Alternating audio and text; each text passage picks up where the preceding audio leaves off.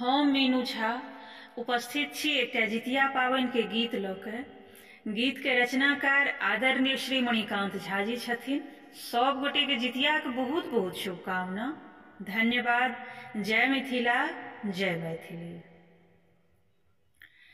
जितिया पावनि सुन लहु महिमा, एहि बेर हमहु सहबै बहिना।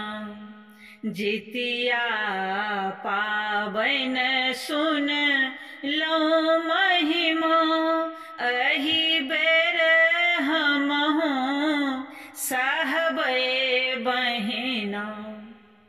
सुचि श्रद्धा सँ हम नहा लेबै, सुचि श्रद्धा सँ हम नहा लेबै।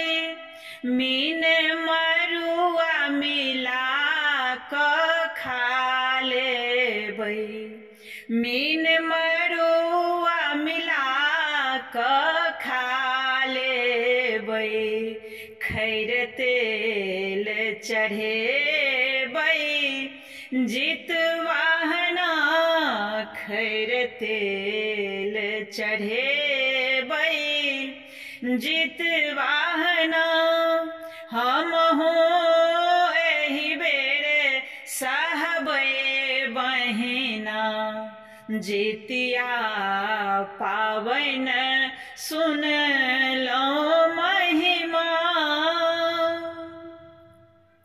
रहब राति अर दिन निराधारे, रहब राति अर दिन निराधारे।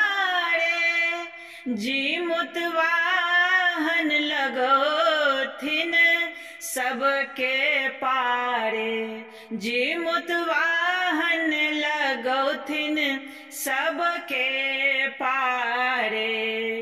बेर भेला पर हेतै पारना, एहि बेर हमहु सहबै बहिना। जितिया पावनि सुन लहु महिमा, धिया पुता लेल मांगब वरदाने, धिया पुता लेल मांगब वरदाने। खुशी भऽ कऽ देथिन वरदाने, खुशी भऽ कऽ देथिन वरदाने। मणिकांतक मन से मानना, एहि बेर हमहु सहबै बहिना। जितिया पावनि सुन लहु महिमा, एहि बेर हमहु सहबै बहिना। एहि बेर हमहु सहबै बहिना। जितिया पावनि सुन लहु